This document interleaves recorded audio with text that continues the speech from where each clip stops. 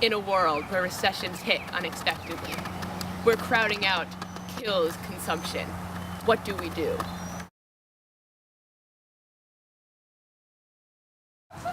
Our government is in a recession. So this means that they need to use expansionary fiscal policy.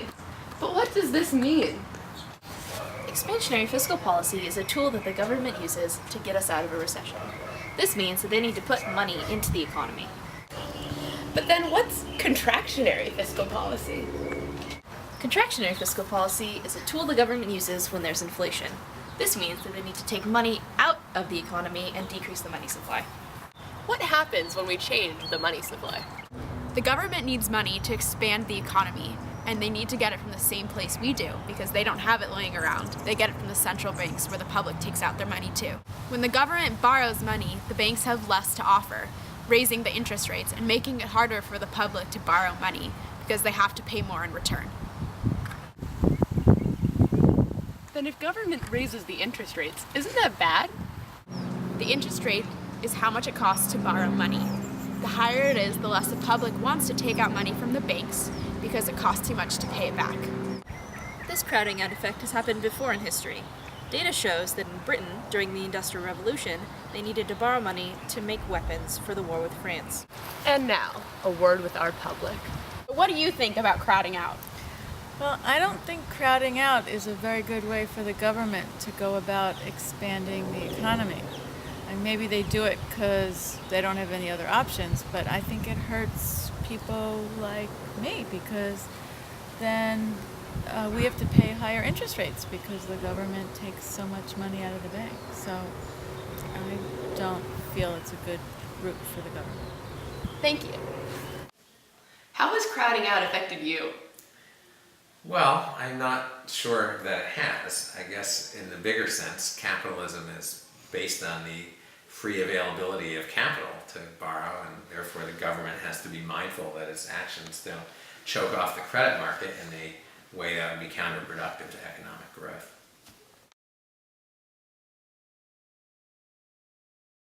When you look at the political economy of these transitions and of these productivity gains, I'm fascinated because many scholars talk about how New Deal policies, or more generally, public investment, crowds out private investment. Right. And here we're seeing a situation where, first of all, private sector companies are advocating for this public investment in the case of the road system. Right.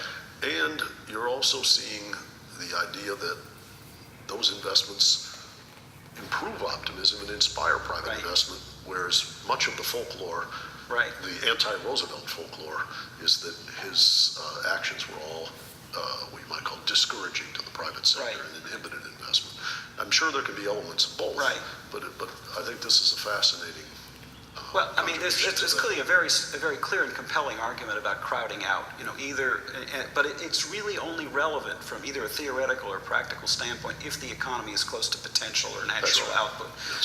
But then, as now, we were not close to full employment, so there's no real problem in terms of monetizing government deficits. You're not going to, it's not going to create an inflationary problem, and you're not going to push up real interest rates. A brief overview of crowding out.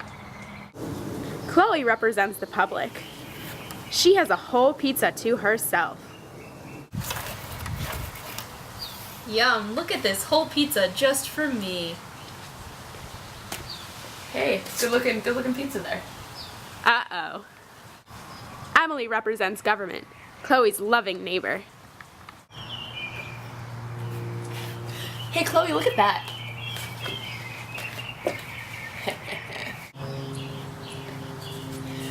Hey, I'm really sorry, but I need to take another 2 of these, so... What? But that's... Wait, no. That's Sorry. Wait, no! But Chloe isn't the only one hungry. Eliana's pretty hungry too. Hey, how are you? Oh my god, I'm so hungry. Do you mind sharing a piece? I guess. Thanks. Okay. See you later. Okay, bye. Now I only have 4 pieces. What happened?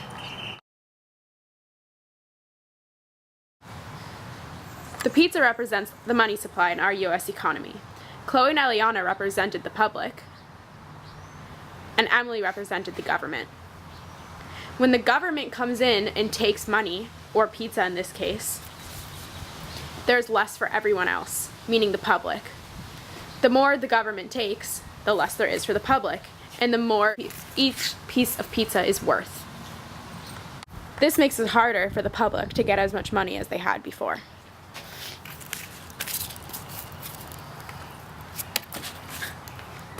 How does crowding out affect you?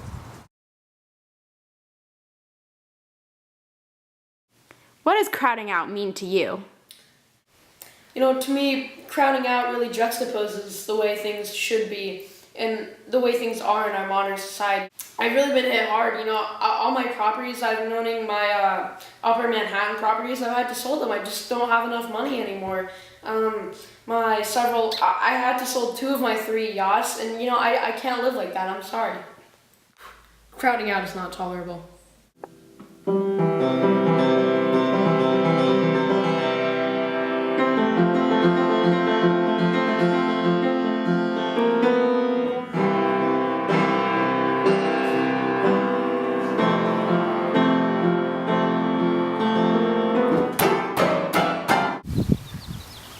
Em, what are you doing? I'm growing the economy.